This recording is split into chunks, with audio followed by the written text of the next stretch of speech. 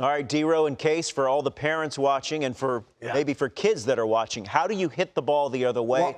Why is it important? Thanks, Roflo. I loved that interview last year that we did on MLB Central, because this guy, for me, is one of the best hitters of all time in Major League Baseball history. You talk about 500th home run to right center, 3,000th hit to right field. And I thought that point that he made, listen, I'm a big guy, but I have a small guy's approach, right? I'm trying to go the other way. And I want to kind of look at that today, D-Row, and just break it down. What does that mean? Exactly. Going the other way. Real quick, why?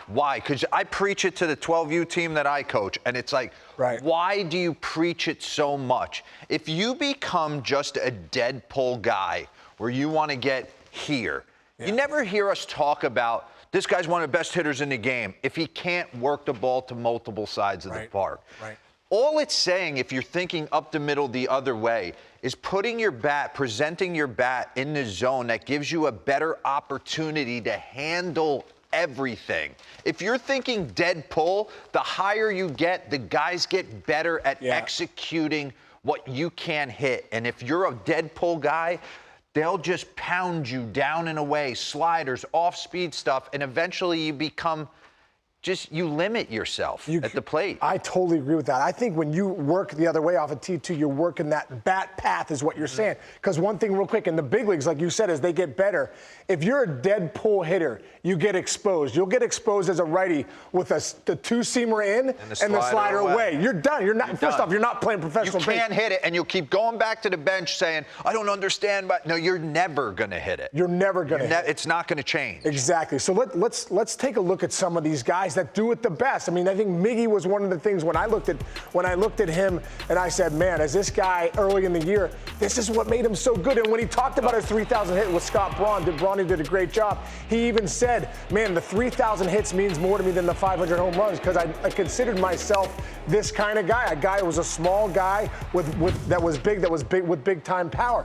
Now this is last night. Yeah, this is what kind of last night. This is nice. Right. Pete Alonso, big home run hitter. Guys, what's he trying to do? That ball's middle in. He's going the other way. He's trying to do this, right?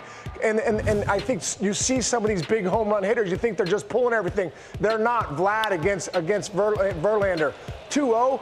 Gets a pitch, man, rockets at the right. He might do it better than anyone in the game, what he does, up and away. But what's it do, D-Row? It sets up the pull side power. It does. That's what you have to understand as a hitter, as a young hitter. When you can go the other way and get that good bat path, you're setting up pull side power, right? You don't need to get in there and just try and hook everything and pull everything. When you can go the other way, man, this is what it really sets up, because it's kind of the same swing, and this is Vlad from last year. But he doesn't keep these balls fair if he's not thinking up the middle the other way approach. Right, and this is what I wanted to look at right here. I think the biggest thing about the baseball, and I think sometimes we lose sight of this, is visually the ball is going to tell you where it wants to go. This ball's middle away. Look at the swing, how he comes down, and bam, he hits it the right field. The ball's telling him where it wants to go. You got to catch it a little deeper when it's away. This ball's middle in. He crushes it to left center. Bam, he has to get the barrel out a little further, but it's the same bat path. That bat path the other way sets up this pull side power bat path. Right, so I think for kids, D-Row, tell me if you think I'm crazy here.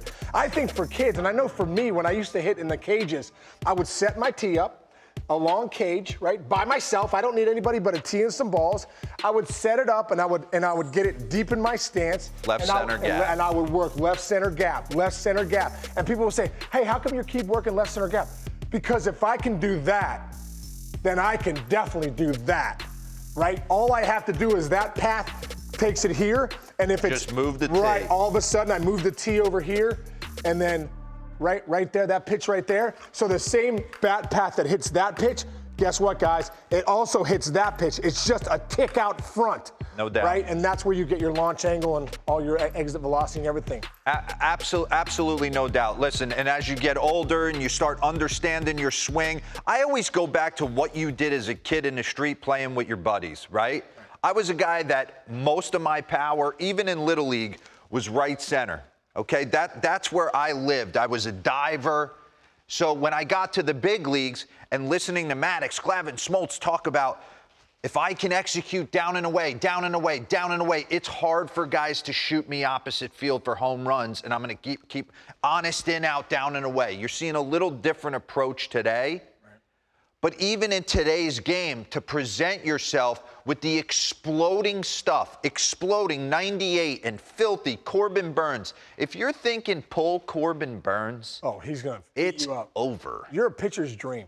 You got nothing. You got nothing. It just gives you a way better chance. So how do you do it, though? How do you create going up the middle the other way? There's a couple drills. I think for me, one of the biggest drills was the uncomfortable tee inside. Almost to the point where it was so uncomfortable, you could say to yourself, I can't even make a move on this pitch. Yes, you can.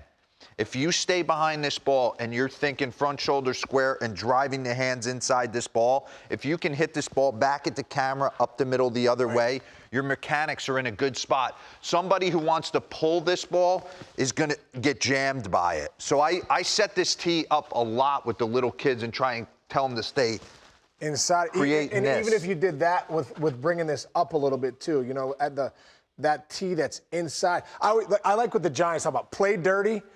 Practice dirty, play clean, right? Practice dirty, play clean. That's a dirty practice. Yes. Nobody wants to get on top of the dish and awkward. work on this and try and get inside. But guess what? Come game time, when the ball's a little away from you, you can get your arms extended. Now we're playing clean and we're driving baseball. So I like that drill right there. I used to take the tee. It has to be a process for the kids at home. I think that's the biggest thing for me. You're going to see right now, especially with where my kid's at, puberty plays a big role in how good you are. Right. Okay? You got Johnny who's shaven, and you got the other kid who's not. And the kid who's shaven, guess what? He wins right now. Right. Every day of the week. But as you progressively get older, I don't think the parents realize that the process should matter more than the result right now. I don't care if you win the bubblegum ring on the weekend. And I think that's what we're falling into the trap. What are you going to do when a high school kid like the Drew Joneses of the world, and can execute? Can little Johnny hang in there and find a way to fight and give himself a chance? Because that's when you get exposed. So the process is, like you're seeing a Miguel Cabrera, he's a guy that he grew up in his mind thinking, aim small, miss small. I can work the ball up the middle the other way. And now all of a sudden I'm 6'4", 230. Right. Now those balls are going out. Now I get count leverage and I start sitting on stuff and I can go this way too. Yeah. And how do you pitch? Now I'm a Hall of Famer, right? And how do you pitch the guy that can take that ball middle way? He can shoot it for a single, but he can hit it at the ballpark. Now you've got a real problem on your hands. Yeah. Right. Good stuff. Really good stuff.